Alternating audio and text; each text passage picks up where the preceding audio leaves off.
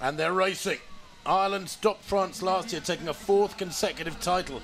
How the French would love to take that team title once again. In fact, they've won the team title 5 times over the French. Great Britain 3 times.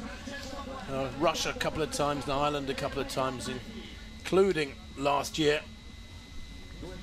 That French dominance, Jimmy Gressier, Hugo Hay, that was a real period for them. They promoted that up to a senior gold last year, but Hugo Hay and Jimmy Gressier not here this year. So you're looking to some other Frenchmen to try and get their nation back on that podium. It was a good bronze last year for them. Antoine Senard returning him, he was 7th last year. Charlie Hicks full of confidence, moving to the front there after what? Some 45 seconds or so, the defending champion, the reigning champion. And he's got a wise old racing head in his shoulders, has Hicks. He not only won the NCAA title 3 weeks ago, but having moved to the USA at the age of 12, he feels very at home in the USA. Said he went home after the NCAA title to his training base in California. And when asked, though, about the hill and whether it would suit him, Hannah, he was keen to be very, very calm about it, wasn't he? He said, look, we're all racing on the same course. It's the same for everybody. I don't feel any distinct advantage because of the slope, and I'm good on hills. That's the attitude you have to take into cross-country running, and we'll talk about it more later, but it was Jakob Ingebrigtsen, a throwaway comment, oh, I hope it's not hilly. You know, a few days ago, he's clearly haven't had a look, because it really, really is. And I think you can try and prepare for this sort of thing. But, yeah, Charles Hicks, I like that attitude, just sort of saying, well, we've all got to run the same course.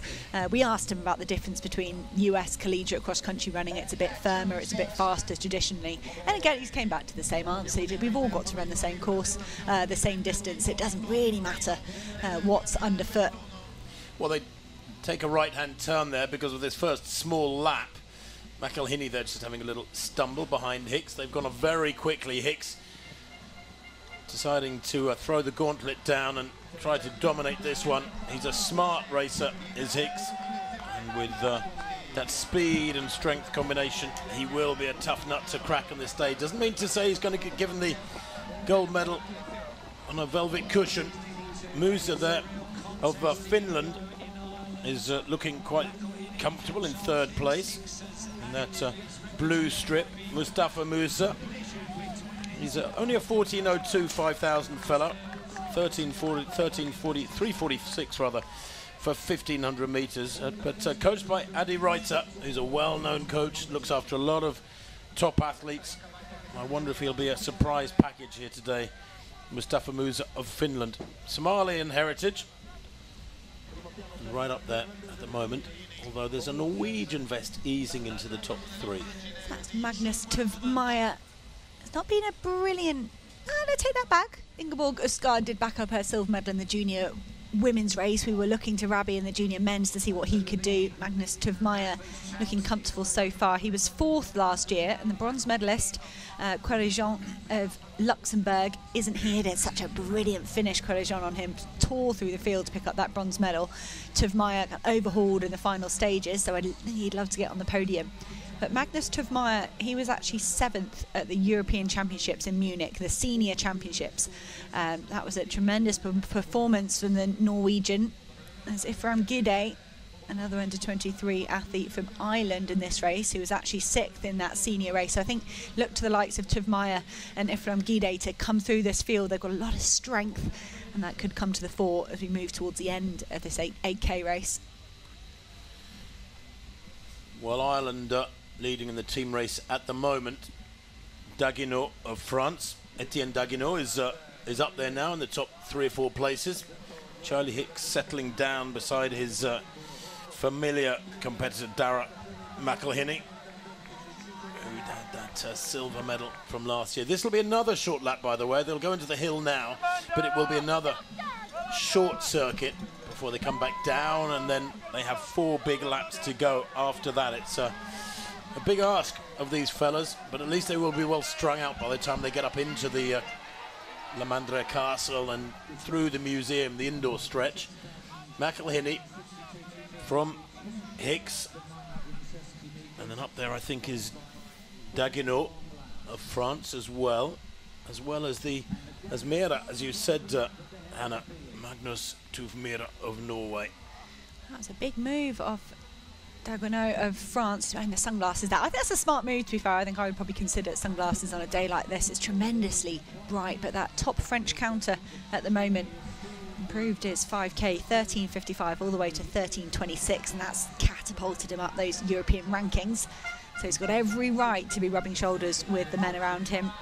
Zach Mohammed, the second British counter at the moment. He led some of the race in Dublin. Ultimately, he did finish in the top 10. Really key part of the Great Britain scoring 3, and he loves to push it on. So we might see Zach Mohammed have a go at this if he thinks they're just starting to relax a little bit. Do you know what's interesting? There it is, McElhinney 5:33 for that first lap. In fact, that's, sorry, the cumulative time that is. And you can see the race still very closely bunched. I mean, look at that, over 30 people within 10 seconds of the leaders. But wherever you look through the results of the men's championship races at these European championships, there's an Ingebrigtsen somewhere. Back in 2012, Henrik Ingebrigtsen winning this race for Norway. Jimmy Gressier taking 3 consecutive titles. What a talent he is.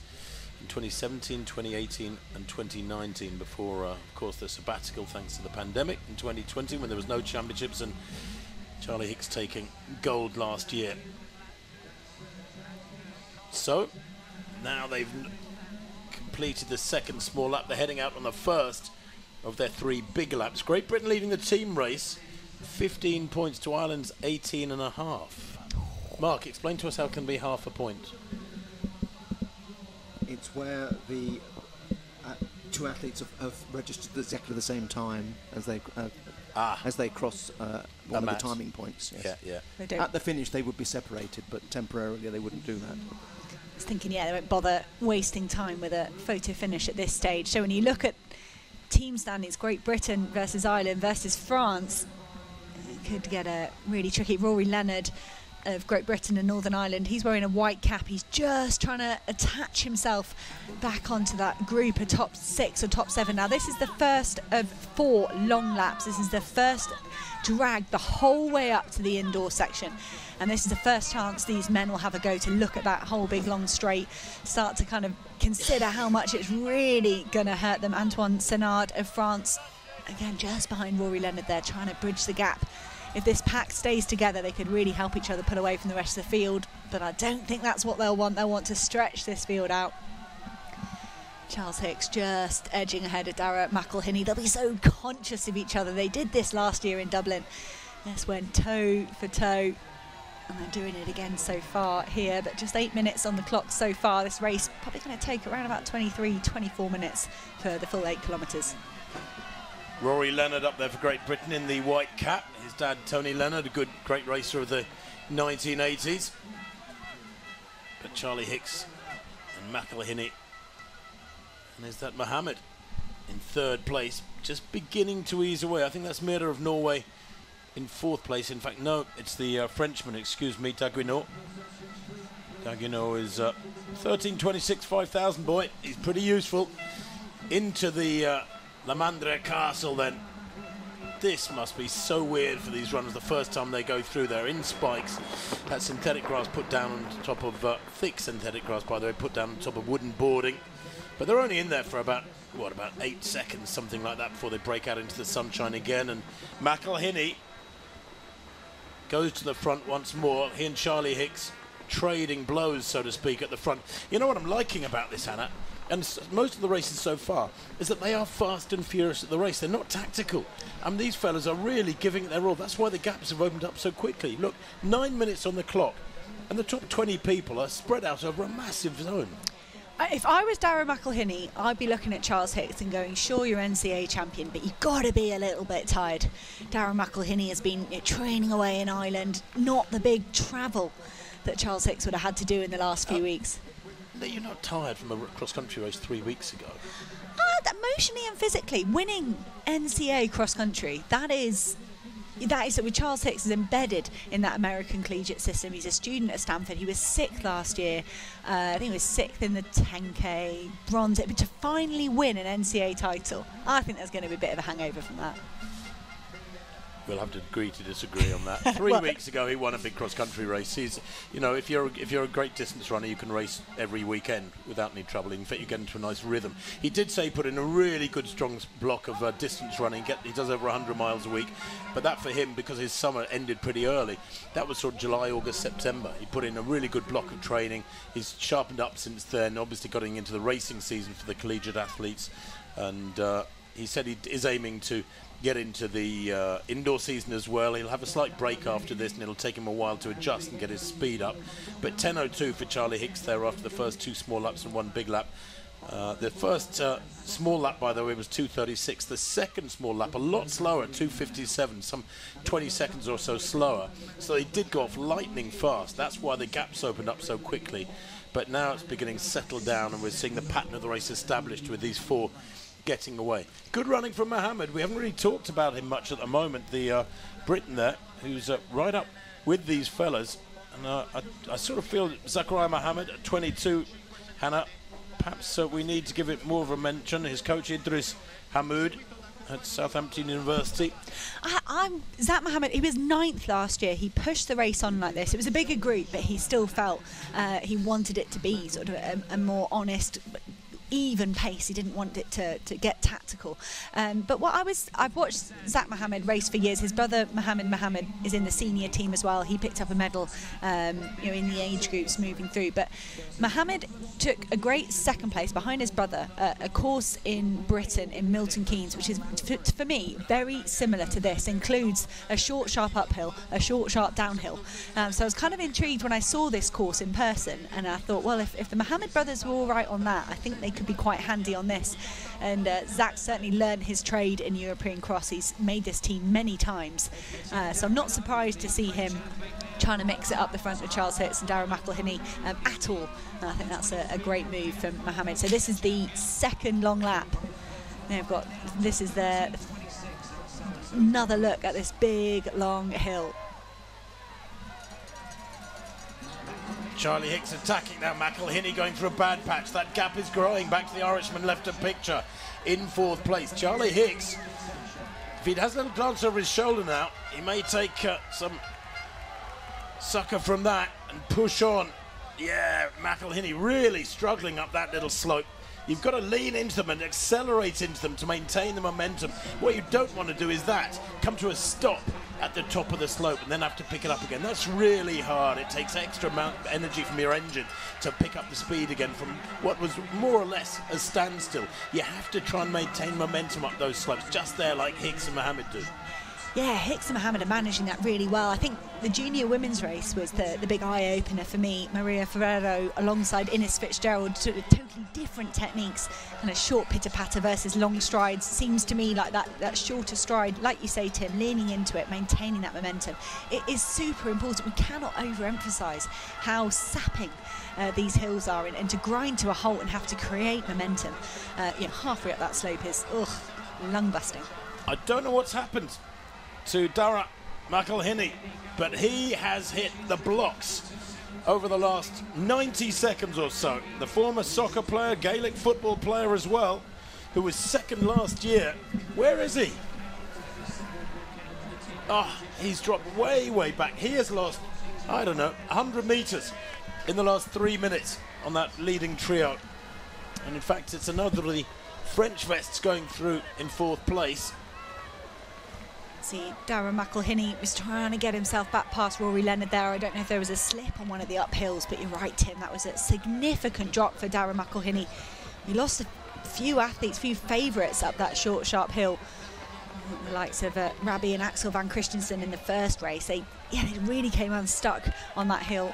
Even less so as well at junior men's race. They were perhaps kind of too overzealous up that hill. It doesn't take much to tip yourself into that point where you're just not recovering, you're just not able to maintain your momentum, and that's going to be... Zak Mohammed did look round. He did look round, and suddenly the Southampton man would have seen there are just 3 in this group.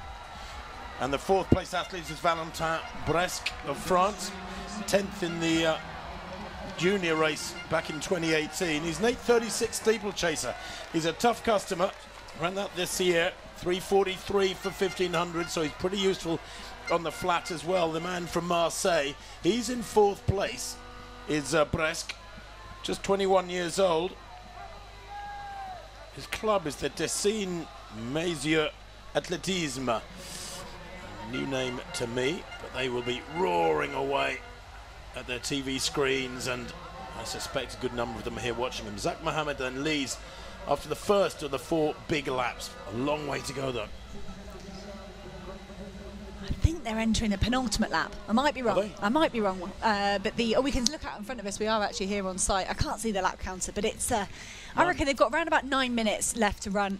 15 minutes on the clock now. Two big laps to go then. Yes, so, excuse me. 2 big laps. All right. To go. Rory Leonard there, 3rd scorer for Great Britain. 4th scorer, Matt Stonia, 3:32 1500 metre runner, and he's not even in the scoring 3 for the under-23 European race at the moment. The Brits looking, I don't want to jinx it, super strong for that team title at the moment. They're just ahead of France and Ireland. 3 British vests and 3 French vests in the top 10. Now, Mark Butler, I'm a little surprised that it's 6 to run and 3 to score. Have they done that to enable more teams to close a scoring trio? Because normally you'd expect 4 to score in a race of this format. Yes, that adjustment was made a few years ago. It does open it up to teams that aren't able to field huge scoring fields, and I think that is one of the reasons why that adjustment was made. I think it's a good adjustment. It opens it up, makes it really international. We don't see the same nations over and over again on the podium. I like 3 to score.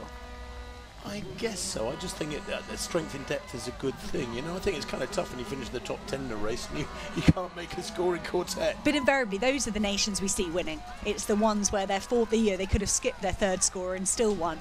So I think you still get that strength in depth developed in these nations because they're so keen to make their squads and to score. But what about this? At the moment, 1 and 2 with Great Britain and Northern Ireland. Charles Hicks, the defending champion. He led most of the race in Dublin. And that battle was with Ireland's Dara McElhinney. They slowed a bit in the latter stages in their race, almost opened the door back up to Qualijon of Luxembourg, but ultimately they did stretch away again in the closing stages. But Zach Mohammed, he's been racing the senior domestic competition in Britain. He's been doing pretty well. Charles Hicks, of course, has been over in the American collegiate system, so even though they're from the same nation, this is probably the first time they've gone on the same start line since this point last year, and it's looking pretty good at the moment for Great Britain and Northern Ireland. Great effort from Etienne Daguenot of France. Through the Castella then for the penultimate time. Etienne Daguenot in 3rd place. Isolated, tough for him really. He hasn't let these 2 go, which means he's redlining and he knows there's people pursuing him. Brits in 1 and 2. Negotiate that little left-hand sweep and then the right-hand sweep down the slope. And Charlie Hicks maybe beginning to feel now is the time to turn the screw. He doesn't want to leave it late. A telling little glance over the shoulder there, Hannah, from Zach Mohammed to see what was going on behind. But Charlie Hicks, I wonder, even though it's a teammate, will want a bit of separation. I think you're right. That was a telling look from Zach Mohammed. And if you're Charlie Hicks at this stage, are you relieved you whittled this down to 2? Could we expect a big last lap off the defending champion? I feel like he's not shown us his full capability. There's going to be an extra gear in there, and he could stretch away in this last lap. But they have got a whole another large lap to go, around about 1,500 metres left to run. Well, Zach Mohammed's 5,000 best from this year, 13:53 against Charlie Hicks's somewhat more impressive 13:17. 13:24, excuse me, but he's run 27:40 for 10,000. Charlie Hicks, he's got enormous strength. And this race, while it is only 8k, I guess because of the hill, you could say that sort of factors in more distance in a way. It makes it more like a 10 or 12k race because the hill really does sap your strength. I think you're right, Tim. It's not as simple as just an 8k race because it is so tough. And Zach Mohammed, that's a really aggressive move again from the Briton. He knows Charlie Hicks was the favourite and he's doing everything he can to keep pushing. That's a big move through from Guardia of Israel. If that graphic is right, we haven't seen him so far in the race, and he has made a tremendous charge through the field. The Israeli junior men picked up a bronze medal last year. That gave us a bit of a preview on what they might be capable of as a nation. Yeah, Adisu Guardia of Israel, the 20-year-old, who was a junior team bronze he garnered last year at these European cross-country championships. He's a 3:48 1500 fella, and just looking back in 2019 he was 35th in the junior race, 11th in the junior race last year, so he's a growing force, and he's judged things nicely, the 20-year-olds, moving to the top 3 or 4 places. But I'll tell you what, I'm impressed here by Zach Mohammed's determination to give Charlie Hicks a tough old time on this last lap, because that's what we're on. Great Britain on 10 points now, France 15.5, Ireland a fairly distant third at the moment, but comfortable ahead of Israel. So on the rostrum at the moment, the Irish team. When we were moving through the field with that graphic, Darragh McElhinney is still in the race. He's dropped out of that scoring 3 for Ireland. They're being led by Ifram Gidey, Shea McCovey and Keelan Carahill. I think that's the Irish trio trying to push themselves towards France, but look at that, you can see 3 French vests, 2 right up there with Ifram Gidey, Ireland's top scorer. Can Great Britain and Northern Ireland hold on to the team gold? Well, Charlie Hicks, the defending champion, moves to the fore again. They're having quite a dust up, these two. They've swapped the lead 3 or 4 times in the last 3 or 4 minutes. There's a battle royal going on for the bronze medal. That's a quartet of vests as they come into the hill for the last time. Now, can Hicks get away from Mohammed here? He probably has better speed than Mohammed, better strength than Mohammed on paper, but I love to see it when you have to rip up the paperwork and just watch racing unfold, and you can't predict it. Zach Mohammed has got a target, and that's on the back of Charlie Hicks's vest at the moment. I want to say Charles Hicks, he's looked good every single time we've come up these hills. He has looked relaxed. Zach Mohammed had to go down in the flat section in the field. For me, Mohammed's got to feel a little bit demoralised now. It was like he tried to drop Hicks before they got to this hill, because Charles Hicks is just, for me, getting half a metre every few seconds ahead of Zach Mohammed. And I do think that's a winning hill sprint there from Charles Hicks, if he can just stay on his feet down the sharp downhill, because that is certainly not a given.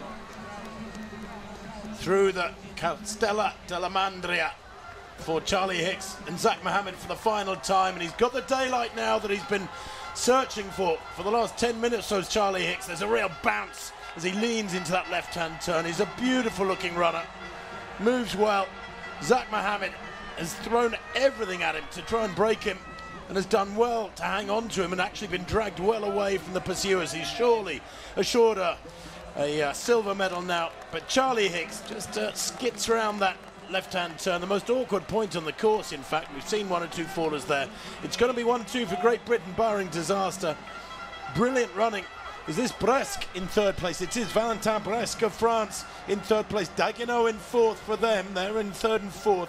Then Ifram Gidey of Ireland in 5th place. Gidey very experienced at this level, but Charlie Hicks, the real deal here. It's great to see that form of the NCAA's, Hannah, here in Europe. That is a formidable 12 months for Charles Hicks. NCAA win a few weeks ago, and now he is backing up his gold medal performance here at the European Athletics Championships. It is going to be a 2nd gold for Great Britain. He had a glance over his shoulder there just to make doubly sure, but he celebrates as he crosses the tape. Charlie Hicks retains his title from Dublin. He said last year he was banged up before Dublin, wasn't in as good shape as he is this year, which underlines what a great run that is from Zach Mohammed to take the silver for Great Britain. This is a supreme run for the Frenchman Bresque. He comes through for that bronze medal. That's not expected necessarily. 18 seconds down on Hicks. The Dagueneau, the 2nd Frenchman in 4th place, and the 3rd French vest there crosses the line just ahead of Matt Stonier. As Matt Stonier, the 3rd British scorer, it's going to be tight, but I think the Brits have probably taken the team race very marginally. 23:40 from Charlie Hicks. I think you called that right, Hannah. You said it'll be about a 23-minute race for, well, something just shy of 5 miles, but they've probably been running 5-minute miling, which is not bad when you see the size of that hill. Oh, I think that's a hard race for these men. I'd love to hear Charles Hicks' reflections. It's a tougher course than Dublin, but and probably a similar winning margin. He would have expected Ireland's Darragh McElhinney to run into the line as well. Darragh just coming across the line here for Ireland, not a great day for the previous silver medalists, but a great day for Great Britain and Northern Ireland. Will Barnicott winning the under-20 men's and Charles Hicks winning the under-23 men's. So often our male cross-country runners in Great Britain overshadowed by their female counterparts, but not today. Well, there's the leading pair for Great Britain, 1 and 2 for Charlie Hicks and Zach Mohammed. Can tell you that Charlie Hicks's pace was metronomic. His last 3 laps, the big laps, 4:32, 4:32, 4:33. I mean, you couldn't do that if you tried. That is astonishing. And you know, he led most of the way, was always there or thereabouts. So Charlie Hicks, absolutely on song. Superb run from him, and what damage will he do in years to come in the senior ranks? Great Britain confirmed as team champions ahead of France. It was pretty tight, 11-14. Ireland in third with 29 points. They do take the bronze medals. And Israel, well, they rallied well, didn't they? Coming through for 4th place, albeit a little way down with 52 points. But the French giving the Brits a bit of a shock over that last lap with some great running. I'm pleased to see that from the French team. They've done so well through the age groups, but like I mentioned, they've been so reliant on Jimmy Gressier and Hugo Hay for so many years. And, you know, of course, logically, you would say there's going to be that depth behind them, but we perhaps haven't had to go further down the field for a few years, and that's really nice to see, despite them not returning many athletes from their scoring team last year, to come away with that silver medal. Well, the French got their scoring trio in before the British had got their scoring trio in, with their third scorer, Antoine Senard, on 7th place, and the British third scorer, Matt Stonier, as you said, a 3:31, 3:32 1500 metre runner, coached by my old mate Chris McGeorge, and Sonia up in Loughborough. Stonier finishing in 8th place. Brilliant from him too. Rory Leonard in 11th place, just 4 seconds down on his teammate Matt Stonier, but not in the scoring trio. I think that's tough myself.